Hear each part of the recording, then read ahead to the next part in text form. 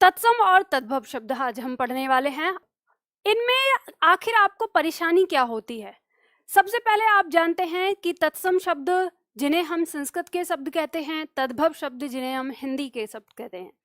अब इन दोनों में अंतर क्या होता है? हम जानते हैं कि संस्कृत शब्दों को हम मतलब दोनों में से किसी एक को संस्कृत के शब्द कहते हैं और एक जो है दोनों में से कोई वो एक हिंदी के शब्द हैं। लेकिन हमारी जो समस्या है, मूल जड़ जो है, मतलब समस्या की जो जड़ है वो ये है कि हमें ये पता नहीं चलता कि तत्सम और तद्भव में से कौन से को तो हम संस्कृत के शब्द मानते हैं और तत्सम और तद्भव में से किसको हम हिंदी का कहते हैं। हमें जो हम परीक्षा हॉल में जो हमें कंफ्यूजन क्रिएट होता है वो ये होता है कि हम ये समझ नहीं पाते कि ये हमसे संस्कृत वाला शब्द पूछ रहा है या हिंदी वाला शब्द पूछ रहा है। सबसे पहला पॉइंट तो एक ये होता है जो हमारे सामने एक समस्या क्रिएट करता है। दूसरा पॉइंट हमारा तत्सम तद्भव में होता है कि जब हमसे पूछा जाता है कि ये तत्सम है और इसका तद्भव बताइए, या ये तद्भव है और इसका तत्सम बताइए, तो यहाँ पे हमें ना समझ में नहीं आता कि हम इसका तत्सम तो हमें पता है, इसका तद्भव क्या होगा। या आपसे तीसरा पॉइंट पूछा जाता है कि निम्न में से तद्भव शब्द बताइए, तो अब आपको वो नहीं पता होता कि इसमें तद्भव कौन सा होगा या इसका तत्सम कौन सा होगा, यानी यहीं पे कंफ्यूजन होता है। तो सबसे पहले हम तत्सम और तद्भव को ही समझ लेते हैं। अभी लिखना नहीं है आपको, मैं सिर्फ यहाँ पे लिख के बता रही हूँ, एक लाइन जब मैं बोलूंगी तब लिखना है। तो सबसे पहले हम बात करते हैं तत्सम शब्द की। ये जो तत्सम शब्द है ये दो शब्दों से मिलकर बना है। कौन कौन सा? तत् प्लस सम, तत् प्लस शम, ठीक है। और यहाँ पे जो तत् है इसका अर्थ है उसके, और यहाँ उसके का अर्थ किसके लिए आया है? ये संस्कृत के लिए आया है, संस्कृत भाषा के लिए, ठीक है। और सम, सम का अर्थ है समान, यानी उसके समान। उसके किसके? जो संस्कृत के समान है वही क्या कहलाता है? तत्सम कहलाता है। अब आपको यहाँ पे एक बात और ध्यान देनी है, और यहाँ पे समान या जैसा दोनों का मतलब एक ही हो जाएगा। यहाँ आपको ये बात ध्यान देनी है कि यानी याद कैसे करेंगे, हमें कैसे याद रहेगा? तो आप इसको याद करने का तरीका ऐसे रख सकते हो जैसे सम, सम मतलब संस्कृत, इससे आप इसको याद रख सकते हो। सम मतलब संस्कृत। अगर आपको ये पता चल जाए कि जैसे अगर कोई आपसे कहे कि निम्न में से तत्सम शब्द बताइए, आपके दिमाग में अगर ये पता चल जाए कि मुझे हिंदी का बताना है या संस्कृत का, तो आधी चीज जो आधी उलझन है वो वहीं खत्म हो जाती है। तो आपको ध्यान में कैसे रखना है? तत्सम शम मतलब यहाँ पे संस्कृत पूछ रहा है, इसका मतलब आपको क्लियर हो गया, ठीक है। और दूसरा यहाँ पे हमारा तद्भव दिया है। जब हमने यहाँ पे बात करी तद्भव की, तो तद्भव भी हमारा दो शब्दों से मिलके बना है, तत् प्लस भव। तो आपको पता है यहाँ इस तत् का भी क्या अर्थ होगा? जो ऊपर ही दिया है उसके, और ये उसके शब्द किसके लिए है? मतलब ये संस्कृत के लिए है। और भव का मतलब होता है बनना, बनना या होना, बनना या होना। और यहां पर क्या होता है? यहां होता है परिवर्तन, ठीक है। ये होता है परिवर्तन। तो अभी आपको जो लिखना है वो तब लिखना, मैं बताऊंगी, वैसे समझ लीजिए पहले। तो तद्भव जो शब्द हैं हमारे वो कैसे बनते हैं? तो जो संस्कृत से परिवर्तित होकर बने हैं वो हमारे क्या कहलाते हैं? तद्भव कहलाते हैं। तो अब आपको यहाँ पे दोनों में अंतर ये समझ में आता है। तो अब इसको याद कैसे रखना है कि कौन सा संस्कृत का और कौन सा हिंदी का? ध्यान रखिए, देखिए अगर आप संस्कृत और हिंदी के साथ इनको लेकर चलेंगे तो आपको आसानी रहती है। यहाँ पे मैंने आपको बताया ही, सम मतलब संस्कृत, और जो इसके अलावा बच गया वो उल्टा हो जाएगा यानी हिंदी के लिए। तो इतना आपको अपने दिमाग में याद रखना है। आगे बढ़ेंगे, मैं यहाँ पर देखो कोई ऐसी जादू की छड़ी तो आपको नहीं बताने वाली, बिल्कुल एकदम से ईमानदारी से बताऊंगी। नहीं तो लोग कहते भी हैं 2 मिनट में या 2 सेकंड में, चुटकियों में आपको हम तत्सम तद्भव की पहचान बता देंगे, ऐसा चीज। तो मैं ऐसी कोई जादू की छड़ी तो आपको नहीं बताने वाली, हाँ, लेकिन आपको तत्सम तद्भव को पहचानने के तरीके जरूर बताने वाली हूँ कि आप इनको पहचाने कैसे। चलिए अब यहाँ पे आपको एक चीज समझाती हूँ। यहाँ पर देखिए कैसे हमारे तत्सम से तद्भव बने हैं, परिवर्तित होना, वो चीज आप समझिए। जब हम संस्कृत भाषा का प्रयोग करते थे तो हम हस्त कहते थे, ठीक है, हस्त बोलते थे। तो जब हम हस्त बोलते थे तो हमारी जिह्वा पे थोड़ा सा स्ट्रेस पड़ता है, संस्कृत के शब्दों को बोलने पे जिह्वा पे स्ट्रेस पड़ता है। तो धीरे धीरे धीरे इसको हस्त ना कह के इसको हत्था कहने लगे लोग, हत्था। और फिर हत्था में भी काफी ज्यादा भार पड़ता था, और धीरे धीरे आने वाली भाषाओं में फिर ये क्या हो गया, हाथ। अब इसके बीच वाला जो शब्द बने बदलते गए हमारी बोलियों में, भाषाओं में, आपको पता ही है संस्कृत से डायरेक्ट हिंदी नहीं बनी है। संस्कृत से प्राकृत, पाली, अभट, अभ्रंश ऐसी बोलियां, ऐसी भाषाएं हमारी बनी हैं, और तब जाके हमारी हिंदी आई है। लेकिन हिंदी का संबंध संस्कृत से क्यों है, तो इसलिए है कि जब हिंदी भाषा को व्याकरण दिया जा रहा था तो हमने जो व्याकरण की मदद जो ली वो हमने संस्कृत भाषा से ली। तो यही कारण है कि हिंदी का संस्कृत से बहुत ज़्यादा घनिष्ठ संबंध है, नहीं तो संस्कृत हिंदी की माँ नहीं है। संस्कृत हिंदी की दादी और परदादियों में से जाने कितनी बड़ी है, यानी उससे भी पहले, या संस्कृत और हिंदी के बीच में और भी बहुत सारी भाषाएं आई हैं पहले। तो यहाँ पर क्या होता है, बीच की भाषाओं में जो शब्द क्रिएट हुए हमने वो हटा दिए, जो संस्कृत में था उसको हमने तत्सम कह दिया, और जो हिंदी में परिवर्तित होके बना उसको हमने क्या कह दिया, उसको तद्भव कह दिया। जैसे दूसरा उदाहरण हम लेते हैं, शब्द है हमारा एक संध्या। संध्या, धीरे धीरे क्या हुआ, संध्या को हमने क्या कर दिया, संझा कर दिया, संझा कहना शुरू कर दिया। संध्या कहने में ज्यादा समय लगता था, फिर संझा से क्या हो गया, सांझ हो गया, संझा से सांझ हो गया। आज भी बहुत सारी बोलियों में क्या कहते हैं, सांझ कहते हैं, लेकिन फिर धीरे धीरे क्या हो गया, शाम हो गया। तो अब आपको पता है कि हमारे जो बीच के शब्द थे ये हमने हटा दिए, बीच के शब्द हट गए, और हमारे पास क्या बचा, जो संस्कृत भाषा में प्रयोग होता था उसको हमने तत्सम कहना शुरू कर दिया, और जो अब हिंदी भाषा में जो चलन में है आजकल उसको हमने तद्भव कहना शुरू कर दिया। क्या हर एक शब्द का तद्भव बन चुका है? तो ऐसा जरूरी नहीं है कि हर एक शब्द का तद्भव बना हो। कुछ हमारे जो शब्द हैं जो संस्कृत में भी हैं और हिंदी में भी हैं, आपके एग्जाम में भी पूछे जाते हैं। जैसे शब्द है आपका दिन, अब ध्यान रखिएगा ये ऐसा शब्द है जो आपके एग्जाम में पूछा भी जाता है और आपको बड़ा कंफ्यूज भी करता है, और इसको किताब ना व्याख्या भी नहीं करती। कभी कभी आपको देखने को क्या मिलेगा कि दिन जो है वो तत्सम के अंदर भी आएगा, कभी कभी आपको इसका आंसर तत्सम में लगाना पड़ेगा, और कभी कभी दिन को आपको तद्भव भी कहना पड़ेगा। क्या कहना पड़ेगा? तद्भव भी कहना पड़ेगा। बड़ा कंफ्यूजन होता है यहाँ पे, एग्जाम में आया है ये आपका, तो ये आपको ध्यान में रखना है कि ये क्यों नहीं बदला। कई बार होता है कि जब आप इस दिन को तत्सम में रखते हैं तब इसका जब आप दिन को तद्भव में रखते हैं तब इसका तत्सम ना दिवस कहला जाता है। क्या कहलाता है? दिवस। तो तब ये दिवस को हम तत्सम बनाते हैं और दिन को क्या करते हैं, तद्भव बना देते हैं। लेकिन कभी कभी ये नहीं पूछा जाता, ये आता नहीं है, और सीधा सिंपल हमसे पूछ लिया जाता है। कई सारे शब्द दिए रहते हैं कि इनमें से तत्सम कौन सा है, बाकी 3 आपको पूरी तरह से, कहते हैं ना प्योर, एकदम आपको तद्भव दिखाई देते हैं, तब आपको इसे तत्सम के अंदर लेना पड़ता है। तो यानी ये आपका संस्कृत भी है और हिंदी वाला भी है। तो ये ध्यान रखना है क्वेश्चन करते समय, जब हम आगे करेंगे तो ये ध्यान देना है आपको। एक और ऐसा है, मेरे पास आजकल बहुत ज्यादा बच्चों का डाउट आ रहा है उस शब्द को लेकर, तो मैं बता देती हूँ यहाँ पर। एक शब्द है आपका जागृत और एक शब्द है जागृत। शब्द है आपका जागृत और शब्द है आपका जागृत। ध्यान दीजिएगा, ये जागृत जो है जिसमें री की मात्रा लगी है ये तत्सम है। क्या माना जाता है इसे? तत्सम। दोनों का अर्थ ही होता है जगा हुआ, जगी हुई अवस्था के लिए आता है।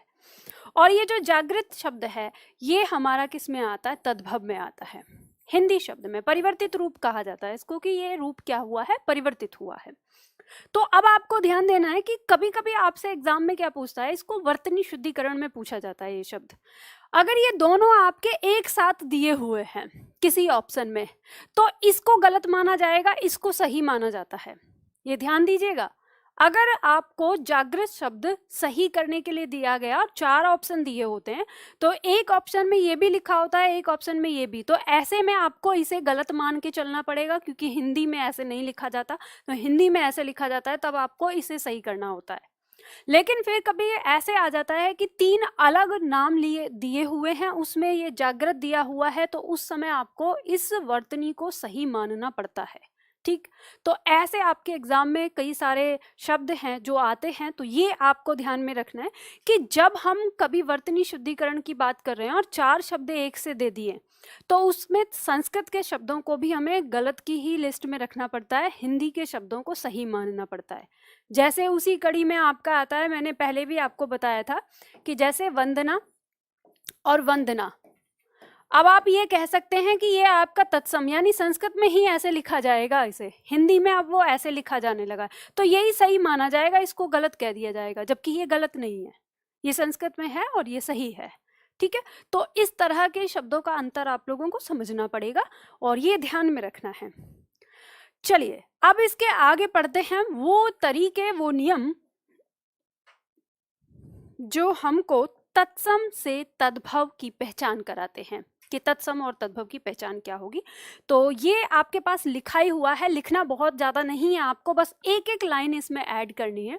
और क्या लाइन आपको ऐड करनी है, तो हम यहाँ पर ये लिख सकते हैं कि प्राय तत्सम शब्द में छ तथा तद्भव शब्द में ख का प्रयोग मिलता है। क्या लिखना है, मेरे साथ लिख लीजिए, यहाँ पे लिखना है, ये जो आपका स्पेस दिया हुआ है यहाँ पर, कि प्राय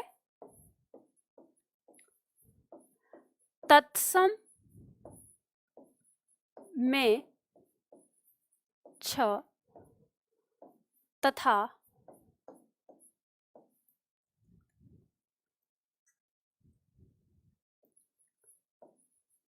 तद्भव में ख प्रयोग होता है या देखने को मिलता है, मतलब कुछ भी आप कर सकते हैं, प्रयोग होता है। अब इस चीज को आपको समझना है, कहीं कहीं पे कुछ लोग आपको इस तरह से बताते हैं, ऐसे कहते हैं कि ये जो तत्सम का जो छ है ये तद्भव में जाके ख में बदल जाता है। ऐसे नहीं पढ़ना, ऐसे बिल्कुल भी नहीं पढ़ना, क्योंकि ऐसा जरूरी नहीं होता कि ये हर जगह परिवर्तित हो, तो और हर जगह ये ख में ही परिवर्तित हो, ऐसे नहीं होता। तो और ना ही कोई ऐसा नियम है, ना कोई तरीका है, तो आपको बिल्कुल कंफ्यूज नहीं होना। आपको बस इतना याद रखना है कि मुझे तत्सम और तद्भव में ना पहचान करनी है कि कौन कौन से शब्द जो हैं वो हमारे तत्सम के अंदर आते हैं और कौन कौन से हमारे तद्भव के अंदर आते हैं। तो आपके सामने एक तरफ लिस्ट रखी है तत्सम और एक तरफ लिखा है तद्भव। तो अब आपको इनमें से ये पहचान करनी है कि ये जो हमारा अक्षी शब्द दिया है, तो अक्षी शब्द में आपको ये छ दिखाई दे रहा है, इसका मतलब आप 99%, ये प्राय का जो मतलब है यहाँ पर 90% या 99% से है, अपवाद भी हो सकता है, ये बात ध्यान रखिएगा, है ना। तो आपको 99% लेके चलना है। आप ये मानेंगे कि 99 यानी जब भी ये ऐसा छ हमें किसी शब्द में दिखाई देगा तो 99% वो क्या होगा, तत्सम होगा। और अगर हमें किसी शब्द में ये ख दिखाई दे रहा है तो वो क्या होता है, फिर हमारा तद्भव होता है, ये दिख जाएगा। ठीक है, आपको पता चल जाएगा। मैं इन ऐसे जोड़े में से आपको एक पता चल जाए तो दूसरा अपने आप पता चल जाता है। ऐसे ही यहाँ दिया है जैसे छार, तो छार में छ दिखाई दिया है तो ये तत्सम होगा हमारा। अब भले ही यहाँ पे आपको ये छ की जगह ख दिख गया और ये छार का खार हो गया, तो आप ये नहीं कह सकते कि इससे परिवर्तित हुआ है। तो बस आपको इतनी हिंट रखनी है। जैसे इक्षु दिया है, इक्षु में दिया है, इसमें छ दिया है ये, तो ये हमारा तत्सम का है। और यहाँ पर क्या हो गया, ईंख। अब आपको पता है यहाँ से और यहाँ में बिल्कुल अंतर है, तो ऐसे नहीं आपको बिल्कुल पढ़ना कि यहाँ जाके ऐसे हो जाता है, नहीं तो आपके दिमाग में कंफ्यूजन होगा। तो यहाँ आपको इतना ध्यान रखना है कि तत्सम शब्द में आपको अक्सर देखने को क्या मिला है, यहाँ पर तत्सम शब्द में आपको यहाँ देखने को मिला है कि ये जो शब्द है हमारा छ ये आता है। इसी तरह से जैसे कुक्षी दिया है तो इसमें छ दिया तो कोख यहाँ हो गया, जैसे क्षीर दिया है इसमें छ दिखाई दे रहा है तो खीर हो गया। इस तरह से आप पहचान कर सकते हैं। अब आज आपको मैंने एक बुक दी है, शब्दावली की बुक दी है। कौन सी, जैसे अभी दिखा देती हूँ मैं आपको। तो ऐसे ही कल मैंने यानी ये बुक दी है आपकी शब्दावली की बुक। आपको इस बुक को डाउनलोड करना है, अपने पास डाउनलोड कर लीजिए, इसको बना लीजिए। शायद 130 पेज के आसपास की या उससे ज़्यादा होगी, और इसमें आपकी पूरी शब्दावली दी हुई है। तो ये आप लोग निकलवा लीजिए और स्पायरल करवा के रख लीजिए अपने पास, और इसमें आपके प्रश्नोत्तर भी हैं जो शब्दावली से पूछे जाते हैं। आज आपको ये वाली बुक खरीदनी है, सॉरी खरीदनी नहीं है, डाउनलोड करनी है ना। यहाँ से डाउनलोड करके आप उसको स्पायरल करा के रख लेना। जब आप इस बुक को खोलेंगे, इसी में आपको तत्सम तद्भव भी दिया होगा, और तत्सम तद्भव के मैंने जो बनाए हैं लगभग 7 से या 8 सेट हैं, और वो 7 या 8 सेट को आपको क्या करना है, जैसे मैंने रूल बताया आपको पहला वाला, ये रूल बताया, आपको घर जाके ये होमवर्क करना है और मुझे फोटो भी भेजना है उस चीज़ का। तो होमवर्क आपको क्या करना है, एक बार लाइफ में याद कर लीजिए, फिर आपको दोबारा नहीं करना पड़ेगा। तो रफ कॉपी लेना और रफ कॉपी पे 8 पेज चुन लेना। सबसे पहले पेज पर आपको ये वाला नियम लिखना है जो अभी अभी लिखा हमने, ठीक। ये वाला नियम लिखकर उसके नीचे जितने भी इस तरह के शब्द आएंगे जिनमें छ दिया हो, ऐसे शब्दों को चुनकर लिख देना, जो लिस्ट आपको शब्दावली की बुक में दी गई है वहां से। और ऐसे लिख दें, मुश्किल से मुझे लगता है कि 10 से 15 शब्द ऐसे आपको मिलेंगे, एक पेज पे आ जाएंगे। फिर दूसरे पेज पे आपको दूसरा नियम लिख देना है, उसके नीचे उसके उदाहरण, तीसरे पेज पे तीसरा नियम उसके उदाहरण, चौथे पेज पे चौथा नियम उसके उदाहरण, और आपके लिए एक अच्छा तरीका बन के तैयार हो जाएगा तत्सम तद्भव याद करने का। और वो ऐसा तरीका होगा कि जिंदगी में भी आप कभी नहीं भूल सकते। जब आप उन पेज को पलट लेंगे ना अपने पास जिस दिन, उसी दिन आपको सारा रिमाइंड हो जाएगा कि कहाँ कैसे है, और तत्सम तद्भव को लेके आपको कभी रोना नहीं पड़ेगा। चलिए दूसरा नियम लिखते हैं इसमें कि ख नियम क्या कहता है। ये ख नियम भी ऐसे ही लिखना है आपको, ख के सामने लिखिए यहाँ पर कि तत्सम का प्राय लगाना है। ध्यान दीजिएगा, क्योंकि प्राय जो शब्द है इसके आगे यहाँ पर प्राय, ये हमें बचाता है गलती करने से। जैसे लिखिए, तत्सम शब्द में व तथा तद्भव में ब का प्रयोग देखने को मिलता है। ठीक है, ये लिखो, देखने को मिलता है, ये ज्यादा सटीक है, ऐसे लिखना। अब आप ये नहीं कह सकते, मान लो अगर हिंदी का कोई शब्द है और उसमें आपको वह दिखाई दे गया और आप कहेंगे कि मैडम आपने तो कहा था वह तो संस्कृत में आता है, ये तो हिंदी में भी आ गया। तो उसी चीज के लिए हमने प्राय लगाया है कि ताकि आप इस तरह से हमें कहीं पर भी पकड़े ना। तो यहाँ पे कहा है कि तत्सम शब्द यानी प्राय तत्सम शब्द में हमें व देखने को मिलता है और उसके तद्भव में हमको ब का प्रयोग मिलता है, उसके तद्भव में। ठीक है, जैसे देखते हैं यहाँ पे दिया है वणिक, तो वणिक है यहाँ पर, और यहाँ पे व आया है, और हम देखते हैं इसका तद्भव तो यहाँ पे बनिया हो जाता है। यानी जो तत्सम शब्द है, संस्कृत शब्द है, उसमें हमें व, और जो उसका तद्भव शब्द है उसमें हमें ब देखने को मिल रहा है। ऐसे ही वर्षा, वर्षा में हमें क्या दिख रहा है, वर्षा। ठीक, ऐसे ही वक, तो वक हमारा क्या है, बगला के लिए बोलते हैं, तो इसमें आ गया बगला। जैसे वर यात्रा, तो वह है यहाँ पर, उसे बारात कह देते हैं। जैसे विवाह, वह आया है तो ब्याह, ब्याह कह देते हैं। जैसे वानर, तो बंदर। ठीक है, विद्युत, तो बिजली। अब ऐसे नहीं कि ऐसे बनेगा, ऐसे नहीं, सिर्फ आपको इतना देखने को मिलता है कि तत्सम में व और तद्भव में, उसके तद्भव में ब का प्रयोग आपको मिलता है। तो ये एक पहचान है, और ये नियम नहीं है, ये सिर्फ क्या है, तरीका है पहचानने का। चलिए इसके बाद नेक्स्ट नंबर 3 की बात करते हैं। ग क्या कहता है, ग को देखो, इसमें भी आपको क्या लिखना है, प्राय लिखना है। ध्यान रखिएगा, अपवाद मिल सकता है इसमें। प्राय तत्सम में तालु श, ठीक है, तालु श, तथा तद्भव में दंत श का प्रयोग मिलता है।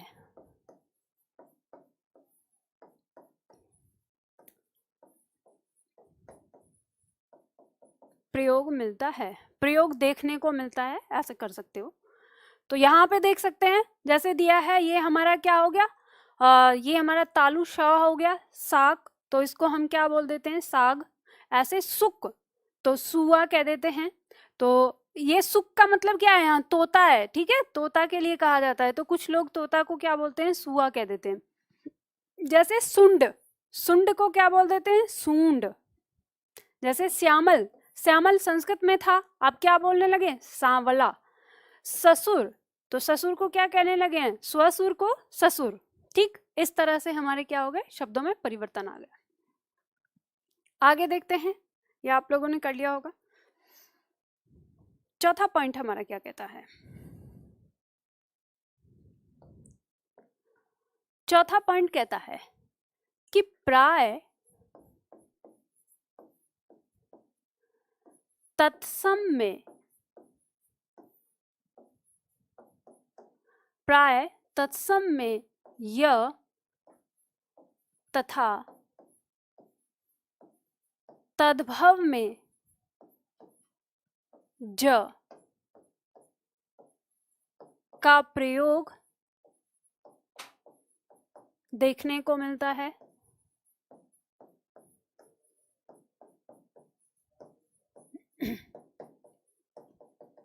चलिए, लिख लिया होगा आपने। तो यहाँ पर हमने इसमें देखा नंबर 4 में कि प्राय तत्सम में य तथा तद्भव में ज का प्रयोग मिलता है। जैसे हम देखते हैं यहाँ पे दिया है युवा, तो युवा का क्या हो गया, जवान या जवां। उसी तरह से युग, तो युग को क्या कह दिया, जुग कह दिया। यूथ, यूथ को क्या कह दिया, जैसे जत्था, ठीक है। जैसे यदा, यदा को दे दिया जैसे जब। यजमान, तो जजमान। योग, तो जोग, योगी, जोगी। यत्र, जहां के लिए आता है, यत्र, ये संस्कृत के शब्द हैं। और यम, तो जम कह देते हैं। तो इस तरह से आपको देखने को मिलता है कि जो हमारे संस्कृत शब्द हैं उनमें हम य का प्रयोग अधिकतर देखते हैं, और फिर उन्हीं का जो तद्भव होता है उसमें य की जगह या फिर कहीं शब्द में हमें ज मिलता है। ठीक, इस तरह से आप पहचान कर सकते हैं। चलिए आगे बढ़ते हैं, देखते हैं नेक्स्ट, उतार लिया होगा।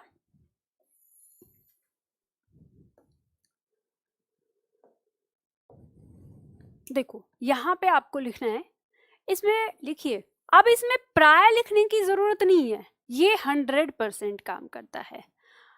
क्या, री का प्रयोग, री का प्रयोग तत्सम, तत्सम शब्दों में होता है, तत्सम शब्दों में होता है। ये दिख रहा है ना आपको, ज्यादा ऊंचा तो नहीं हो रहा, कभी कट रहा हो। तो देखो, री का प्रयोग तत्सम शब्दों में होता है। अब कैसे, उदाहरण में देख लेते हैं। जैसे दिया है हमारा श्रृंगार, तो यहाँ पे क्या है, ये री का प्रयोग आया है, तो ये हमारा क्या हो गया, तत्सम कहलाएगा। जैसे मातृ भार्या, तो मातृ भार्या में यहाँ पे दिया है ये री है, तो ये हमारा क्या हो गया, तत्सम में आ गया। जैसे घृत, घृत आ गया, तो इसमें री आया है। जैसे मृतिका, इसमें री आ गया, तो ये हमारा तत्सम में आ जाएगा। जैसे घृणा, तो हमें कैसे पता चलेगा कि घृणा संस्कृत का है, तो इसके अंदर री की मात्रा का प्रयोग हो रहा है। इसी तरह से गृहिणी, इसी तरह से वृद्ध, ऐसे ही श्रृंग, ठीक है। तो इस तरह से हमें पता चलता है कि जिनके अंदर री की मात्रा का प्रयोग होता है वो हमारे क्या होते हैं, तत्सम होते हैं। अब इनका तद्भव क्या है वो आपको साथ ही साथ याद रखना पड़ेगा, तो ये याद रख लीजिए। और जब आप इस तरह से करेंगे, तो जब आपके सामने 4 ऑप्शन होते हैं और उन 4 में से किसी एक तत्सम को चुनना होता है, तो आप आसानी से चुन सकते हैं। चलिए देखिए नेक्स्ट, नेक्स्ट पॉइंट हमारा क्या कहता है। नेक्स्ट पॉइंट हमें बताता है कि जो त्र है, ये त्र, इसका, तो त्र का प्रयोग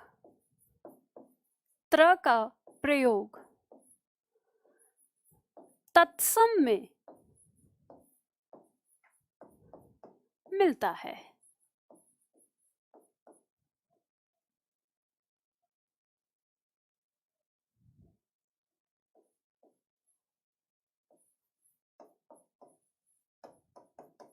ठीक है, तो त्र का प्रयोग हमें तत्सम में मिलता है। जैसे हम देख सकते हैं यहाँ पे दिया रात्रि, तो रात्रि का जो हिंदी शब्द है रात होता है, तो ये हमारा तत्सम है। जैसे राजपुत्र, तो त्र आ गया। जैसे सूत्र, त्र आ गया।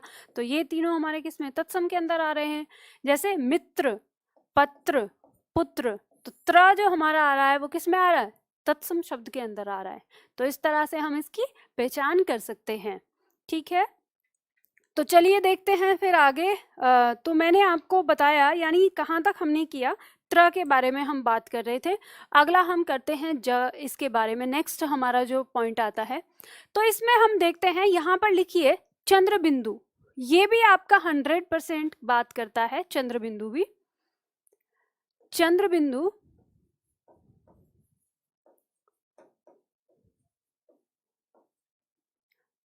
और ब्रैकेट में चंद्र बिंदु बना लीजिए,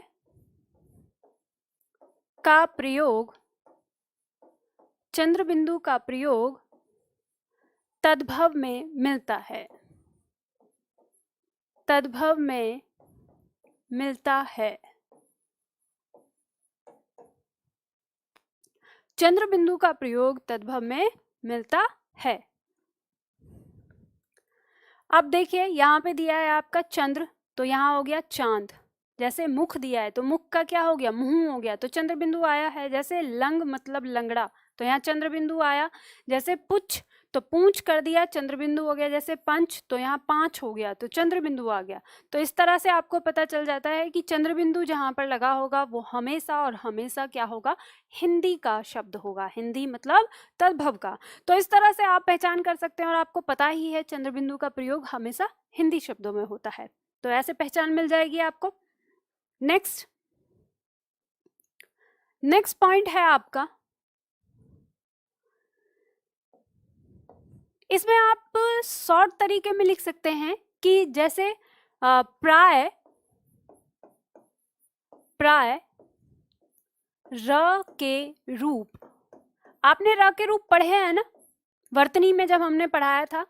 तो प्राय र के रूप तत्सम शब्दों में मिलते हैं। अब प्राय का मतलब फिर वही 90% की बात कर रहे हैं, शब्दों में मिलते हैं। आगे लिख लीजिए, प्राय र के रूप तत्सम शब्दों में मिलते हैं। जैसे उदाहरण के लिए दिया है, और र के रूप कौन से हैं, सबसे पहले वो समझ लीजिए। आपको पता है र हमारा ये पदेन रूप होता है, ये इस तरह से हमारा ये दोनों ही पदेन रूप हैं, आपको पता है। र का रूप ये होता है ऊपर रेफ रूप में जो निकलता है, तो ये हमारे क्या है, तो ये र के रूप कहलाते हैं। और अगर ये इस तरह के शब्द हमें देखने को मिले जिनमें र का रूप लगा है, तो 90% वो हमारे शब्द क्या होते हैं, संस्कृत के होते हैं। जैसे हम देखते हैं द्विप्रहरी दिखा है इसमें। अच्छा, इसमें एक चीज देखना है आपको, और र के रूप तत्सम शब्दों में होते हैं। इसके साथ एक पॉइंट और लिखना है, जो इसका पहला उदाहरण है उसके लिए। इसमें लिखना है कि जैसे कोई शब्द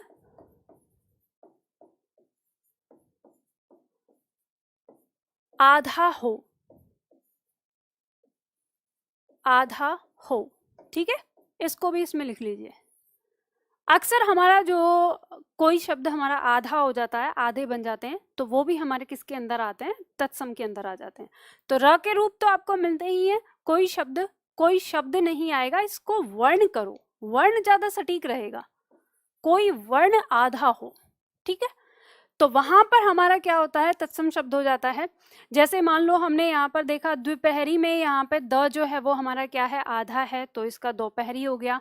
जैसे यहाँ स्पर्श में देखा तो यहाँ स भी आधा है और फिर ये र का रूप आया हुआ है, तो ये हमारा तत्सम के अंदर आ गया। जैसे व्याघ्र में व आधा है और ये र का रूप आया हुआ है, तो व्याघ्र हमारा ये किसके अंदर आ गया, तत्सम के अंदर आ गया।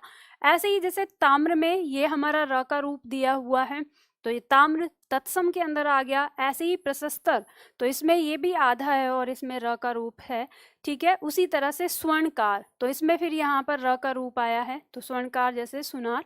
तो ये हमारे शब्द इस तरह से हम पहचान सकते हैं कि जिसमें कोई वर्ण हमारा आधा हो या फिर र का रूप आया हो। तो वैसे शब्द भी प्राय हमारे यानी 90% वो हमारे क्या होते हैं, संस्कृत शब्द होते हैं।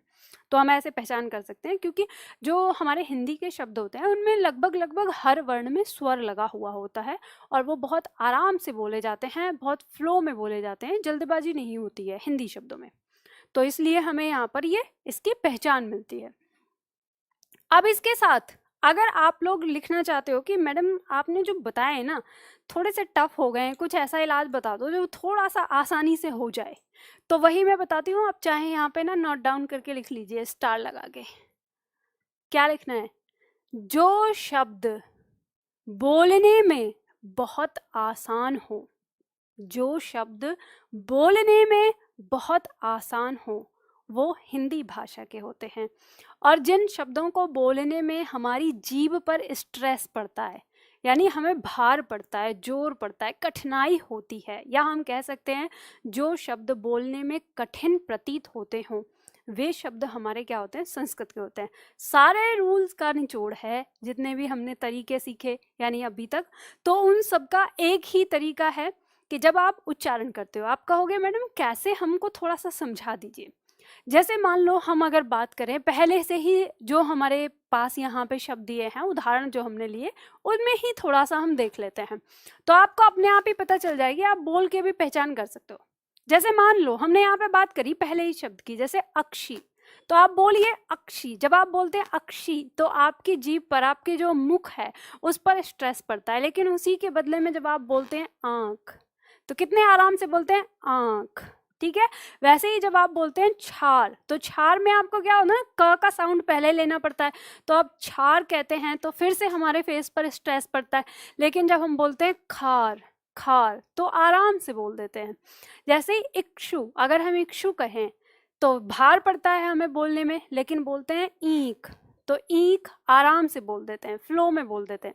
जैसे वणिक, तो वणिक बोलते हैं वणिक, तो इसको बोलते हैं जब हम बनिया, बनिया, एकदम आराम से। ऐसे ही जैसे वर्षा, तो वर्षा, तो फिर से स्ट्रेस पड़ता है हमारी जीभ पर, लेकिन हम बोलते हैं बरसा, बरसा, बहुत आराम से। तो आपको पता है हमारी हिंदी भाषा जो है वो संस्कृत से हिंदी की तरफ जो बढ़ी है वो सरलता की ओर बढ़ी है। इसीलिए कहते हैं संस्कृत उच्चारण में थोड़ी कठिन है, लेकिन जो हिंदी है वो उच्चारण में सरल है, आसान है। तो इसीलिए तभी बने हमारे ये तत्सम से तद्भव शब्द।